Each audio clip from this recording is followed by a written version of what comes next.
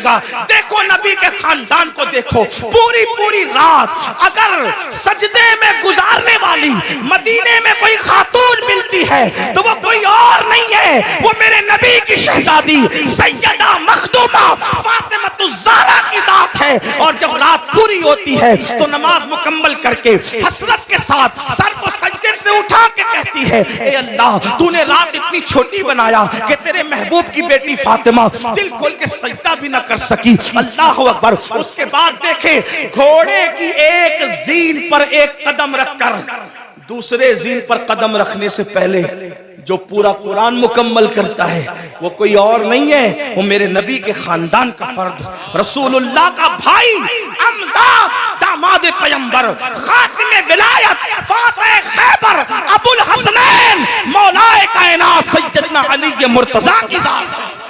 کسی نے قرآن اس طرح پڑھا، بابا قرآن پڑھتے ہیں گھوڑے کی زین پر ایک قدم رکھ کر دوسرا قدم رکھنے سے پہلے، اور شہزادوں کی کیا شان ہے، سر کٹنے کے بعد جو نیزے پہ قرآن پڑھتے ہیں وہ کسی اور خاندان کا فرد نہیں، وہ میرے نبی کا نواسا سیدنا امام حسین کی ذات ہے، امام علی مقام کی ذات ہے۔ محراب میں، منبر پہ، مسجدوں میں آپ نے ہر خاندان والے سے قرآن سنا، لیکن نیزے پہ جس نے قرآن پڑھا وہ صرف میرے نبی کا خاندان۔ 40 سال تک عشاء کے وضو سے فجر کی نماز جہاں ہو رہی ہے وہ کوئی اور نہیں، وہ میرے نبی کے خاندان کا شہزادہ جسے دنیا سرکار غوث اعظم کے نام سے جانتے ہیں۔ 70 سال تک کبھی نہ سو کر رات و دن جاگ کر عبادت کرنے والا، 90 لاکھ کو کلمہ پڑھانے والا وہ کسی اور خاندان میں نہیں ملے گا، وہ میرے نبی کے خاندان میں ہے، جس کو معین الدین اجمیری غریب نواز کہا جاتا ہے۔ جب ذکر کرتے ہیں تو آپ اتنی کثرت سے کرتے ہیں کہ آپ کے ذکر کو سن کر پرندے بھی ذاکر ہو جاتے ہیں۔ ایسا ذاکر آپ کو کسی اور خاندان میں نہیں ملے گا، وہ میرے نبی کا شہزادہ حضرت شاہ برکت اللہ عشقی پریمی مہریروی رحمت اللہ علیہ کی ذات ہے، جس کے ذکر نے پرندوں کو ذاکر بنا دیا۔ یہ خاندان نبوت کا عمل ہے۔ امام زین العابدین کا نام زین العابدین نہیں ہے بلکہ ان کا نام ہے علی ابن حسین۔ زین العابدین ان کا لقب ہے، لقب۔ اور زین العابدین کیوں کہتے ہیں؟ کیونکہ روزانہ تقریباً 300 رکعت اور کبھی 700 رکعت نفل نماز پڑھتے تھے۔ لوگوں نے کہا یہ عابد نہیں ہے بلکہ یہ زین العابدین ہے۔ عابدوں کثرت سجدہ کی وجہ سے آپ کی پیشانی پر سجدے کا نشان پڑ گیا۔ ایک تو یہ کہ جو لوگ غلط سجدہ کرتے ہیں ان کی پیشانی پہ نشان آتا ہے، اور ایک تو یہ جو کثرت سے سجدہ کرتے ہیں ان کی پیشانی پر بھی نشان آ جاتا ہے۔ لیکن کتنی 300 رکعت کے بعد، 700 رکعت کے بعد، اور میں جہاں سے پڑھ رہا ہوں اس کو میرے امام اہل سنت نے لکھا کہ آپ کی پیشانی پر نشان سجدہ کثرت سجدے کی وجہ سے۔ آپ بتائیں، آپ رسول اللہ صلی اللہ علیہ وآلہ وسلم کے خاندان والوں کا یہ عمل دیکھیں۔ امام جعفر صادق کو دیکھیں، روزانہ پوری رات عبادت میں گزرتی۔ امام محمد باقر کو دیکھیں، امام موسیٰ کاظم کو دیکھیں، جس کو دیکھیں۔ اور ہمارا حال یہ، ہم کہتے ہیں ہم تو نام لیوائے، میں نے کہا وہ خاندان کے لوگ تھے۔ بلکہ ایک بات آئی، بات عرض کروں، شاید حدیث پوری نہ پڑھ سکوں کیونکہ وقت زیادہ ہوا، لیکن ایک بات پڑھتا ہوں، شاید آپ کے دل کے دریچے اللہ کھول دیں۔ مغفرت کے بارے میں ہم بہت بے حس ہیں، بخشے جائیں گے مولانا، بخشے جائیں، اللہ کریم ہے، بخشے جائیں، اللہ کریم ہے، بخشے جائیں، بے شک اللہ کریم ہے۔ علامہ نقی علی خان امام المتکلمین لکھتے ہیں اپنی کتاب میں، اللہ کو کریم جان کر گناہ پہ گناہ کر رہا ہے نا، کہ اللہ کریم ہے بخش دے گا۔ فرماتے ہیں اللہ کو کریم جان کر گناہ کرنے والے اللہ کو قادر جان کر تو زہر کیوں نہیں کھاتا؟ جب وہ کریم ہے گناہوں پہ بخش دے گا تو قادر بھی تو ہے، زہر کھانے پہ زندگی بھی دے سکتا ہے، لیکن اللہ کو قادر جان کر تو نے کبھی زہر نہیں کھایا اور اللہ کو کریم جان کر گناہ کر رہا ہے۔ اللہ کو کریم جاننے کا یہ مطلب نہیں کہ گناہ کر کے سوچے کہ اللہ بخش دے گا. اللہ کو کریم جاننے کا مطلب یہ کہ نیکی کر کے بھی رو, اللہ میری نیکیاں اس قابل نہیں کہ تیری بارگاہ میں قبول ہو, اپنے کرم سے قبول فرما لے. اللہ گناہ تو گناہ, اگر نیکی کا سوال کر لے تو ہم اپنے اللہ کو نیکی کا جواب نہیں دے سکتے. جو اتنے چین سے بیٹھے ہیں نا میرے بھائی, جس دن احساس ہوگا کہ مغفرت کس چیز کا نام ہے تو آپ کو پتہ چلے گا. حضرت سیدنا امام جعفر صادق کا ذکر ہے. امام جعفر صادق کو لوگ اتنا ہی جانتے ہیں کہ ہم ان کی کونڈے کی نیاز کرتے ہیں, بس اتنا ہی جانتے ہیں. لیکن جانتے ہیں یہ امام جعفر صادق غوث اعظم سے پہلے اپنے دور کے غوث اعظم ہیں. مقام غوثیت کبریٰ پر فائز امام جعفر صادق. کون امام جعفر صادق؟ جن کی جوتیاں امام اعظم ابو حنیفہ جیسے لوگ سیدھا کرتے تھے. اور امام اعظم کہتے ہیں کہ اگر 2 سال نہ ہوتے امام جعفر صادق کی صحبت کے تو نعمان ہلاک ہو گیا ہوتا. یہ امام جعفر صادق, لیکن وہ جعفر صادق جس کی صحبت کو امام اعظم اپنی کل عمر کا سرمایہ کہتے ہیں. جب اس امام جعفر صادق سے لوگ مصافحہ کرتے, ہم لوگوں سے بھی لوگ کرتے ہیں, امام جعفر صادق سے بھی لوگ مصافحہ کرتے تھے. داتا صاحب لکھتے ہیں کہ جب امام جعفر صادق سے کوئی مصافحہ کرتا تھا تو امام جعفر صادق اس کا ہاتھ پکڑ لے. دھیان دینا, توجہ کرنا, غور سے سننا اور پھر سوچنا اس پر کہ ہم کہاں ہیں. امام جعفر صادق جس کے نسب میں کسی کو کوئی اختلاف نہیں, جی اتنا مضبوط سلسلۃ الذہب ہے کہ جعفر صادق بیٹے ہیں امام محمد باقر کے, وہ بیٹے امام زین العابدین کے, وہ بیٹے امام حسین کے, اور وہ بیٹے ہیں حضرت مولا علی کے, اور وہ شوہر سیدہ فاطمہ کے, اور وہ شہزادی رسول اللہ کی. یہ سلسلۃ الذہب ان کا نسب نامہ ہے. ہاں, اب امام جعفر صادق سے کوئی مصافحہ کرنے آتا تو آپ اس کا ہاتھ پکڑتے اور ہاتھ پکڑ کر فرماتے وعدہ کر کہ اگر قیامت میں تیری بخشش ہو گئی تو اللہ کی بارگاہ میں میری سفارش کرنا کہ اللہ جعفر صادق کو بخش دے, اس کو معاف کر دے. توجہ کریں, اگر اس اسٹیج پر یہ جو بڑے بڑے علماء مفتیان کرام سادات کرام بیٹھے ہیں, مفتی آفاق صاحب کے صاحبزادے ہیں اور بھی علماء ہیں, اگر کوئی کسی عام آدمی کا ہاتھ پکڑ کے کہے کہ اگر تیری بخشش ہو گئی تو میری سفارش کر دینا, مغفرت میری کروا دینا, تو وہ کہے گا کہ حضرت یہ کیسی بات کر رہے ہیں آپ لوگ اللہ والے لوگ ہیں, ہم عوام میں سے ہیں, ہماری نہ غسل ہے صحیح ہے, نہ ہماری طہارتیں صحیح ہے, نہ ہماری نماز پڑھنے کا طریقہ آتا ہے, آپ ایسی کیسی بات کر رہے ہیں. اب جب یہ منبر پہ بیٹھے ہوئے اللہ والے کسی سے یہ بات کریں تو تعجب ہوگا, چہ جائے کہ امام جعفر صادق ایسا سید جس کی غلامی امام اعظم جیسے لوگ کریں, وہ جو ہے علم کے معاملے میں ان جیسا ان کے دور میں کوئی نہیں تھا, تقوی کے معاملے میں ان جیسا کوئی متقی نہیں تھا, عبادت کے معاملے میں ان جیسا کوئی عابد ان کے دور میں نہیں تھا, اور وہ لوگوں کا ہاتھ پکڑ کے کہتے وعدہ کرو کہ اگر تمہاری بخشش ہو گئی تو تم میری سفارش کرنا, میری مغفرت کروانا, میری سفارش کرنا, شفاعت کرنا. اور لوگ پلٹ کے کہتے امام آپ تو سید ہیں, آپ تو سید آل رسول ہیں, ہم آپ کی کیا سفارش کریں گے, آپ کے نانا شفیع المذنبین ہیں. تو امام جعفر صادق روتے ہوئے جواب دیتے, رونا تو یہی ہے کہ ہم سید ہیں. توجہ کریں, کہتے رونا تو یہی ہے کہ ہم سید ہیں, کیونکہ ہم اس بات سے ڈرتے ہیں کہ ہمارے نانا کو ہم منہ کیا دکھائیں گے.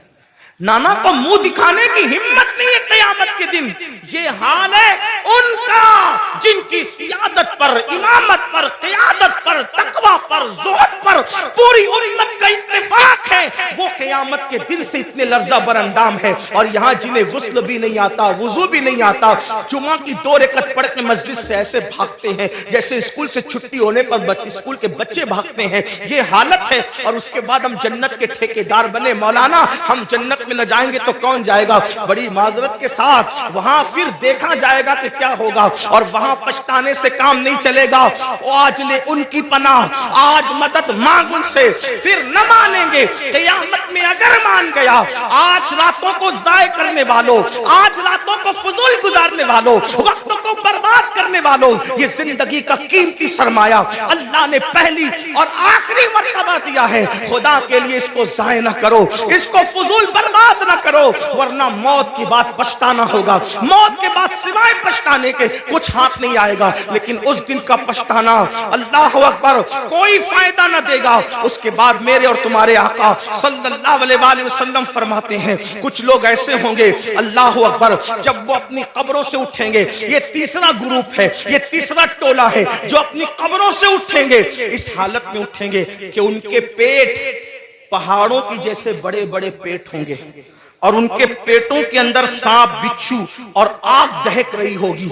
साहबा ने पूछा, आका वो कौन होंगे? सरकार अलैहिस्सलाम फरमाते हैं, ये वो लोग होंगे जो दुनिया में ज़कात अदा नहीं करते थे, ज़कात नहीं देते थे, बड़े बड़े पहाड़ों की तरफ पेट लेकर के उठेंगे। आज लोग ज़कात भी नहीं देते पूरी पूरी, और फिर कोई पैसा लेके भाग जाता है, कोई चोरी कर ले जाता है, माल डूब जाता है, आग लग जाती है, कहते हैं हमारा नुकसान हो रहा है, नुकसान हो रहा है। याद रखना, जो पूरी पूरी ज़कात अल्लाह के लिए निकाल दे, मेरे आका फरमाते हैं उसका माल अल्लाह के किले में महफूज हो जाता है, उसके माल की हिफाजत हो जाती है। फिर चौथे ग्रुप के बारे में मेरे और तुम्हारे आका सच्चे नबी सल्लल्लाहु अलैहि वसल्लम ने फरमाया कि जो चौथा ग्रुप कब्र से निकलेगा, उसके मुंह से खून बह रहा होगा और खून लेकर के वो निकलेगा। साहबा ने पूछा, आका जिनके मुंह से खून बह रहा होगा वो कौन लोग होंगे? आका इरशाद फरमाते हैं, जो अपने वादों को तोड़ देते थे, वादा खिलाफी करते थे, वो उनके मुंह से खून बह रहा हो। आज मैं समझता हूं कि शायद वादा खिलाफी को गुनाह भी नहीं समझते लोग। देखें, हालांकि मेरे आका ने सलाम ने फरमाया, मोमिन और मुनाफिक में फर्क ये है कि मोमिन जब वादा करता है तो पूरा करता है, और मुनाफिक वादा करता है उसको पूरा नहीं करता, तोड़ देता है। कितने वादे करते हैं, अल्लाह से वादा किया उसका ख्याल नहीं, पीर से वादा किया उसका ख्याल नहीं। आइए वादे की वफा के हवाले से एक हदीस सुने की रिवायत से। अल्लाह अकबर, अभी ऐलान नबूवत नहीं हुआ, ऐलान नबूवत से पहले अल्लाह के रसूल अलैहिस्सलातु व तस्लीम बाजार गए। बाजार जाने के बाद अल्लाह के हबीब अलैहिस्सलाम को एक शख्स ने कहा, यहाँ रुको, मैं अभी आता हूँ। उसने कहा, रुको अभी आता हूँ, और आका ने उससे वादा कर लिया, ठीक है जब तक तुम नहीं आओगे मैं यहीं ठहरूंगा, यहीं रुकूंगा। और उसके बाद वो शख्स गया और जाकर के भूल गया कि मैं किसी से वादा करके आया हूं या वादा लेकर आया हूं कि मैं अभी आता हूं, और उसने वादा कर लिया कि ठीक है तुम्हारे आने तक मैं रुकूंगा। फिर क्या हुआ, 3 दिन गुजर गए। 3 दिन के बाद जब वो शख्स आया तो अल्लाह के रसूल वहीं पर मौजूद थे। उसने पूछा, आप यहाँ? फरमाया, तुमसे मैंने वादा किया था कि जब तक तुम नहीं आओगे मैं यहीं रुका रहूंगा, इसीलिए मैं यहाँ रुका रहा। और फिर मेरे आका ने न उससे लड़ाई की, न झगड़ा किया, न उसको डांटा, बल्कि सिर्फ एक जुमला कहा, ऐ शख्स तूने मुझे मुशक्कत में मुब्तला कर दिया, तूने मुझे तकलीफ में मुब्तला कर दिया। ये ऐलान नबुव्वत से पहले का वादे का वफा करना था। जब मेरे आका ने नबुव्वत का ऐलान किया तो यही वाकया उस शख्स के ईमान लाने का सबब बन गया कि जो शख्स इंसान से किया हुआ वादा उसके साथ बेवफाई नहीं करता, वो झूठा नहीं हो सकता, वो सच्चा है। तो जो वादे के खिलाफ करे, आज तो ये भी होता है कि किसी लड़की से प्यार की बात की, मोहब्बत की बात की, अफेयर की बात की, रिश्ते की बात की, और फिर का तेरे साथ शादी करेंगे, और फिर शादी के नाम पे उसका शबाब लूट लिया, उसके साथ ज़िना कर लिया, उसके साथ सारी रंगरेलियां मना ली, सारा खेल कूद कर लिया, और उसके बाद का अब तेरे साथ शादी नहीं करेंगे क्योंकि तू इस काबिल नहीं है, तेरे अंदर ये ऐब है, ये ऐब है, ये ऐब है। याद रखना, किसी पे जुल्म करने वालों अच्छी तरह याद रखना, पहली बात तो अफेयर करना जायज न था, पहली बात तो नाजायज ताल्लुकात करना जायज न थे, पहली बात तो किसी लड़की से दोस्ती करना जायज न थी, और अगर की थी और वादा किया था अल्लाह अकबर तो ज़िना और उसके साथ तन्हाइयां जायज न थी। अल्लाह अकबर, अब उसका शबाब लूट कर उसमें ऐब निकाल कर उसको छोड़कर ऐसे भागते हो जैसे फूलों का रस चूस करके भौरा भाग जाता है, दोबारा उधर का रुख नहीं करता। तितलियां फूलों का रस चूस कर दोबारा उधर का रुख नहीं करती। किसी के शबाब से खिलवाड़ करके, किसी के हुस्न से खिलवाड़ करके, किसी की आबरू से खिलवाड़ करके کے پھر اس کو چھوڑ کر نئے شکار کی تلاش میں جانے والوں، جان بوجھ کر کے کسی کی آبرو کے ساتھ سودا کرنے والوں، سنو اللہ کے حبیب علیہ السلام ارشاد فرماتے ہیں، فقی ابو اللہ سمرقندی اپنی کتاب میں لکھتے ہیں کہ اگر کسی نے کسی چڑیا سے بھی کھیل کر اس کی زندگی کو ختم کیا ہوگا، کسی نے کسی چڑیا کی زندگی سے کھیلا ہوگا، نہ کھانے کی حاجت تھی، نہ شرعی کوئی معاملہ تھا، صرف اپنے نفس کے لیے چڑیا سے کھیلا اور اس کو مار ڈالا، کھیلتے کھیلتے اس کی زندگی کو ختم کر دیا، آقا فرماتے ہیں وہ مری ہوئی چڑیا جس کی زندگی سے تم نے کھلواڑ کیا تھا، جب قیامت کا دن ہوگا تو اللہ کی عدالت میں فریاد کرے گی، مولا آج عدل کا دن ہے، آج انصاف کا دن ہے، مولا مجھے عدل چاہیے، اس شخص نے میری زندگی سے کھلواڑ کیا تھا۔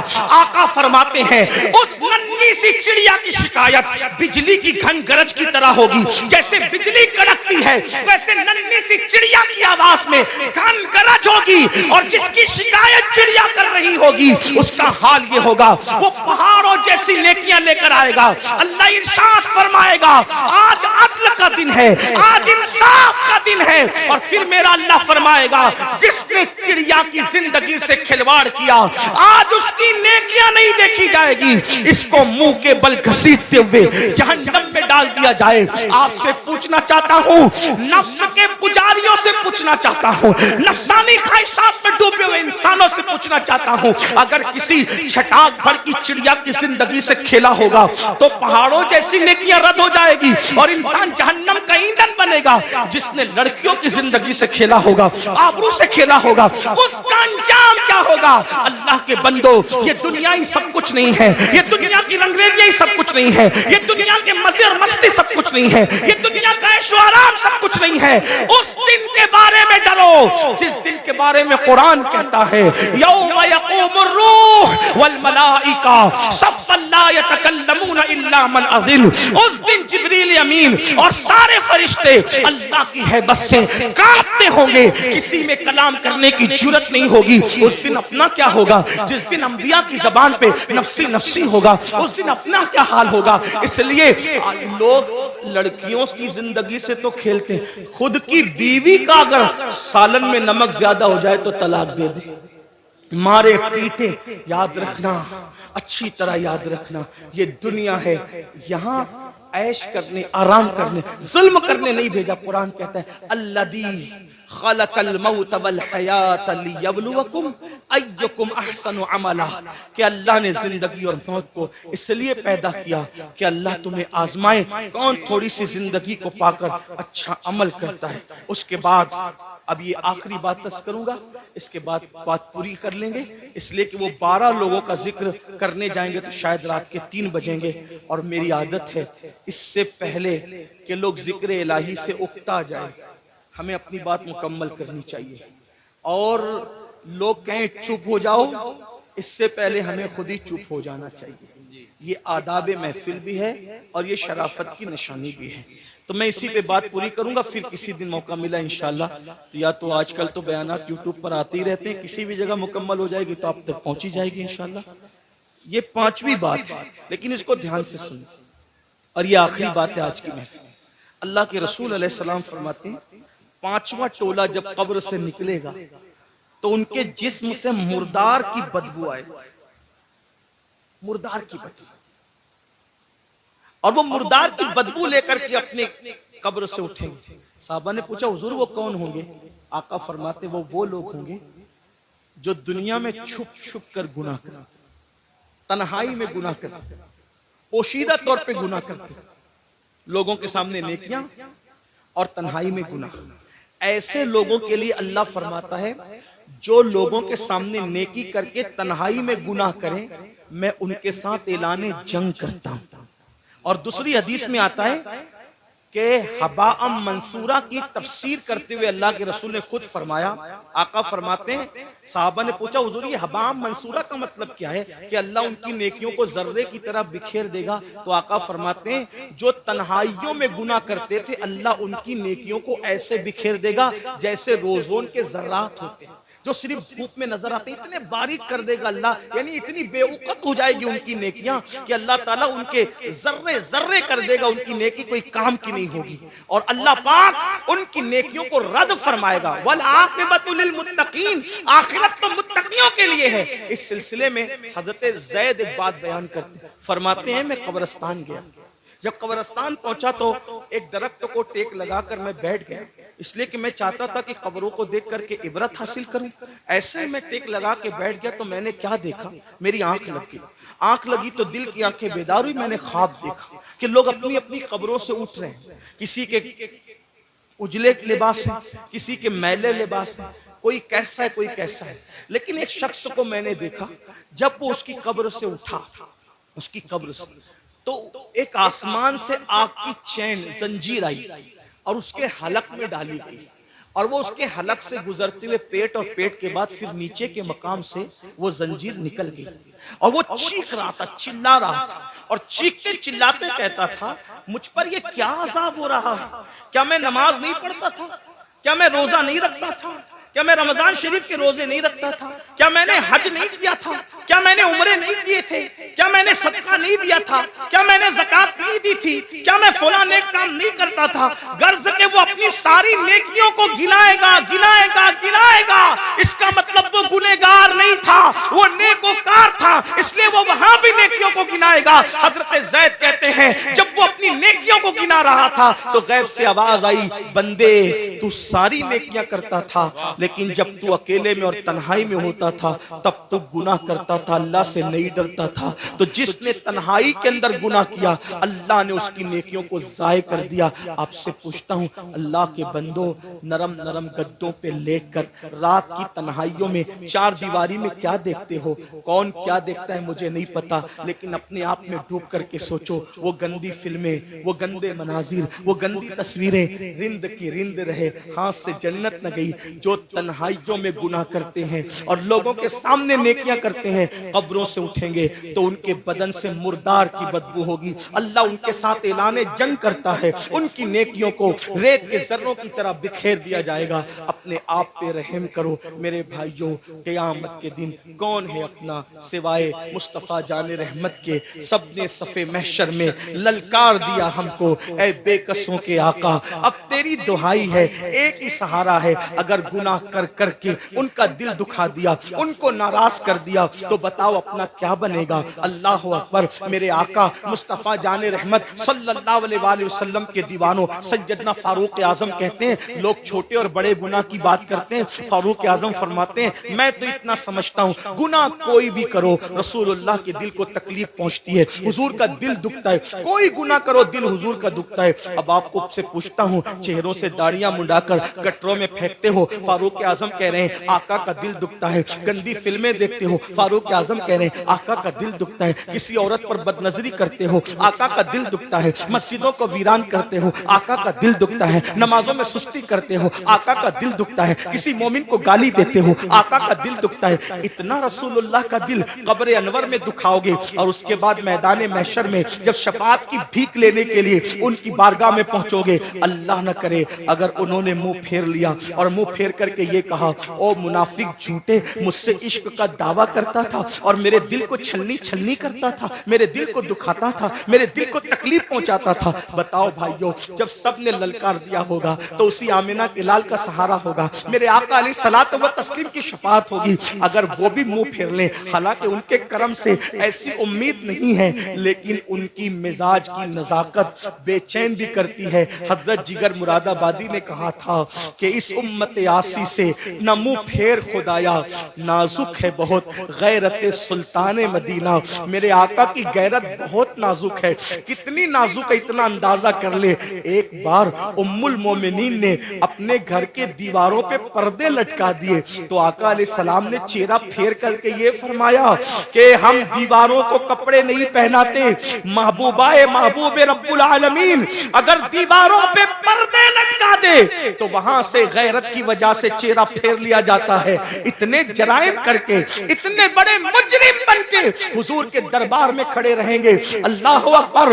اگر ان کی غیرت کی نزاکت نے منہ پھیر لیا، کہاں جاؤ گے؟ کس کے پاس جاؤ گے؟ کس کے دروازے پہ دستک گے، اس لیے آج ان کو مناؤ، آج ان کو راضی کرو، آج ان کی بارگاہ میں معافی مانگو، ان کے وسیلے سے اللہ کی بارگاہ میں توبہ کرو، تاکہ دنیا بھی سنور جائے، آخرت بھی سنور جائے۔ اللہ پاک کی بارگاہ میں دعا ہے کہ میرا اللہ سب سے پہلے مجھے اور آپ سب کو عمل کی توفیق عطا فرمائے۔